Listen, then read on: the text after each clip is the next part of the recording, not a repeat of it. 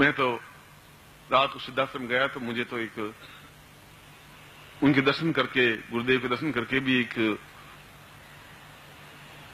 ऐसा आनंद अनुभव हुआ कि जैसे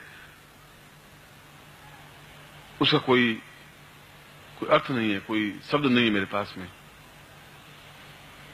इच्छा ही नहीं होती कि वापस इस पापपूर्ण इस युग में आके खड़ा हूं, जहां आग है, जहां आलोचनाएं हैं, जहां गंदगी है, जहां घटियापन है, जहां गुरु को गुरु नहीं समझा जाता, जहां समर्पण नहीं है, जहां शिष्यता नहीं है।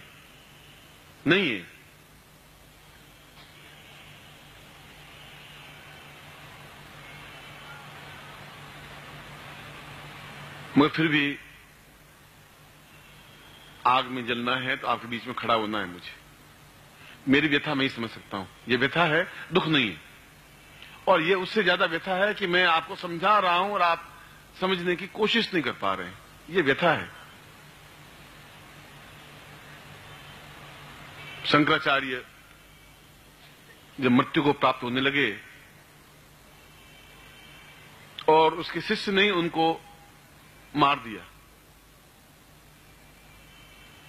पादपद्म उनका शिष्य था और सब कुछ ज्ञान उसको दिया था। नाम था पादपद्म का मतलब है कि जब पानी पे पांव रखता तो ज्यों ही पांव रखता तो नीचे कमल खिल जाता, पद्म, और उसके ऊपर पांव रखता हुआ पूरी नदी को पार कर लेता। उसको इतना ज्ञान देने के बाद में उसमें इतनी घटियापन पैदा हो गया, आज से 2500 वर्ष पहले, 100-200 साल पहले नहीं, कि कांच घोट के दूध मिला करके शंकराचार्य को समाप्त कर दिया। और मरते समय शंकराचार्य के मुंह से शब्द निकला कि शिष्य शब्द सबसे घटिया, ओछा और तुच्छ शब्द है। ये अंतिम शब्द थे उनके कि शिष्य शब्द सबसे घटिया, ओछा और तुच्छ शब्द है। ये गाली है शिष्य के लिए। इससे बड़ी गाली कुछ नहीं हो सकती कि शिष्य जैसा कोई गंदा घटिया शब्द नहीं है। हजारों शब्द हैं, टट्टी है, पिसाब, ये शब्द भी हैं। सबसे गंदा शब्द है ये। ऐसा शंकराचार्य जैसे व्यक्तित्व के मुंह से निकला। और हमारा लक्ष्य, मेरा लक्ष्य, उद्देश्य यह है कि उस आत्मा को शांति में दूं कि मैं उनको ये बता सकूं कि शिष्य शब्द इतना घटिया नहीं है, शिष्य शब्द बहुत ऊंचा है, अच्छे शिष्य बना के दिखा सकूं। बस ये शब्द है। बोल परम गुरुदेव की, बोल परम गुरुदेव की, बोल परम गुरुदेव की, बोलिया माता जी की, सिद्धार्थ संस्थान परिवार की। हर हर महादेव।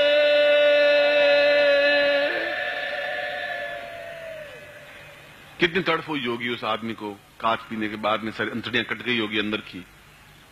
एक स्वार्थ के लिए मैं गुरु बन जाऊं, बस खत्म। कितनी आग में जला होगा, कैसा शब्द निकला होगा। उसको क्या श्रद्धांजलि दे? उस भगवान शिव के अंशभूज को श्रद्धांजलि कैसे दें? क्या दूं मैं? श्रद्धांजलि यही है कि फिर एक कोई गुरु पैदा हो जो 5 शिष्य, 10 शिष्य, 15 शिष्य तैयार करके उन आत्मा को शांति दे सके। हम तर्पण देते हैं, जल देते हैं अपने पितरों को। मैं तो उन पितर को, अपने पूर्वज है, मेरे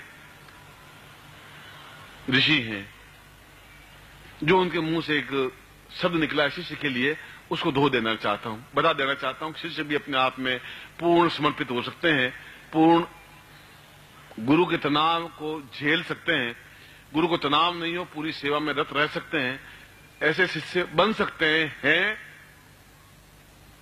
और अगर मेरे जिंदगी में ऐसा हो गया, अगर 1, 2, 4 शिष्य भी मिल गए तो शायद मैं उनके ओठों की कड़वाहट को दूर कर सकूंगा। इसलिए कल मैंने बोला था आपको कि मुझे 10 शिष्य चाहिए। आप आज्ञा पालन करते मानता हूं, मगर आप समर्पित हो जाएं, अपने उन युवकों को तैयार करें, अपने बच्चों को, उनको पढ़ाइए, इंजीनियर, डॉक्टर पढ़ाइए। मैं आप लोगों को मैं मना नहीं कर रहा हूं, मगर आप में कुछ क्षमता पैदा हो, उनको साल भर के लिए भेजिए। विद्वान बन सकेंगे, योग्य बन सकेंगे, साधक बन सकेंगे, नहीं बन सकेंगे, वह सेकेंडरी बात है। मैं आपके लिए वचनबद्ध उसमें नहीं हो सकता, मगर आप एक बार ट्राई तो करें।